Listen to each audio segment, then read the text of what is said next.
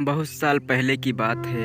एक बूढ़ी औरत ऐसे राज्य में रहती थी जिसकी रानी बहुत सुंदर थी। उसके 4 बेटे थे जो आपस में लड़ते थे और उनकी पत्नियां भी एक दूसरे को पसंद नहीं करती थी। वह सब एक ही घर में रहते थे लेकिन इतना लड़ते थे कि उन्होंने अलग रसोई रखी। बूढ़ी औरत चाहती थी कि सब एक साथ खुशी से रहें और एक दूसरे की मदद करें। उसने धमकी दी कि वो सबको घर से निकाल देगी अगर वो एक साथ मिलकर नहीं रहेंगे। उसने यह भी कहा कि पैसे बचाने के लिए एक ही रसोई रखी जाएगी। ऐसे करने से उसे इस बात की उम्मीद थी कि सब एक साथ मिलकर रहने लगेंगे। बेटे थक गए, आखिर में उन्होंने अपनी माँ की बात मान ली। बेटे अपनी सारी कमाई अपनी माँ को देते थे क्योंकि वह गरीब थी। एक दिन सबसे छोटा बेटा काम की तलाश में शहर गया लेकिन निराश होकर वापस लौटा। रास्ते में उसने मरे हुए सांप को देखा और उसने उसे उठा लिया क्योंकि वो खाली हाथ नहीं वापस लौटना चाहता था।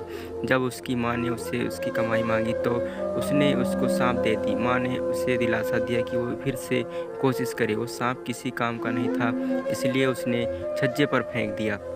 उसी दिन राज्य की रानी एक सुंदर से तालाब में नहाने गई। उसने अपनी एक कीमती हार अपने नौकरानियों के पास छोड़ दिया। अचानक एक चील ने चमकती हुई हार को देखा और उसे छीन कर ले गया। नौकरानियां ने चिल्लाया लेकिन कोई मदद करने नहीं आया। रानी इतनी उदास हो गई कि उसने ऐलान किया कि जिसने भी उस हार को ढूंढा उसे बड़ा इनाम मिलेगा। उड़ते हुए चील ने बुढ़िया के छज्जे पर सांप देखा और उसे समझ में आया कि सांप को तो खाया जा सकता है लेकिन वो हार किसी काम का नहीं। उसने हार को छोड़ दिया और सांप को ले गया। अगले दिन बूढ़ी औरत छज्जे पर कपड़े डालने गई तो उसने हार को देखा। वो जानती थी कि रानी वो हार कब से ढूंढ रही थी। दिवाली कुछ ही दिनों में होने वाली थी। इस मौके पर दिए जलाए जाते हैं। लक्ष्मी जी खुश करने के लिए बूढ़ी औरत रानी के महल गई और चौकीदार से पूछा कि वो रानी से मिल सकती है। रानी ने हार को देखा तो वो बहुत खुश हुई और उसे वादा किया कि वो औरत को बड़ी रकम देगी। बूढ़ी औरत ने मना कर दिया और बोली, मैं गरीब हूँ, इतनी बड़ी रकम मैं संभाल नहीं सकती। मेरी यह इच्छा है कि दिवाली पर सिर्फ मेरे ही घर में दिए जलाए जाएं, किसी भी घर में नहीं। रानी थोड़ा हैरान हुई लेकिन वो इतनी खुश थी कि उसने आदेश दिया कि सिर्फ बूढ़ी औरत के घर में ही दिए जलाएंगे। बूढ़ी औरत ने अपने परिवार के घर का एक कोना साफ करने को कहा और खूबसूरत फल से सजाने को भी कहा। सबने मिलकर काम किया और बूढ़ी औरत ने पूरे घर में दिए जलाए। 12 बजे लक्ष्मी जी आई और चारों तरफ अंधेरा देखकर निराश हो गई लेकिन उन्होंने बूढ़ी औरत के घर में जलते हुए दिए देखे क्योंकि उन्हें दिए पसंद थे। उन्होंने बूढ़ी औरत के दरवाजे पर दस्तक दी। बूढ़ी औरत ने दरवाज़ा खोला और अपने परिवार वालों को लक्ष्मी जी के फूल की मिठाइयाँ स्वागत करने के लिए कहा।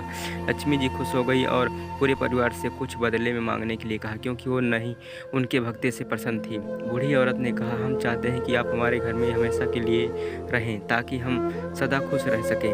लक्ष्मी जी सोच कर बोली, मैं रहने को तैयार हूँ लेकिन आप सबको एक साथ मिलकर रहना होगा, लड़ाना नहीं है। अगर किसी ने भी मेरी बात नहीं मानी तो मैं यह घर छोड़कर चली जाऊंगी। सब इस बात से बहुत खुश थे कि लक्ष्मी जी संतुष्ट थी। वो सब उनकी बात मान गए और उसी दिन से पूरा परिवार मिलजुल कर साथ में रहने लगा और एक दूसरे की इज्जत करने लगे। बूढ़ी औरत इस बात से संतुष्ट थी, उसकी इच्छा पूरी हो गई। इसी तरह से लक्ष्मी जी आने वाली पीढ़ियों के लिए भी उनके घर में पधारी। अगर ये कहानी आपको अच्छी लगी हो तो हमारे वीडियो को लाइक एंड चैनल को सब्सक्राइब जरूर करें।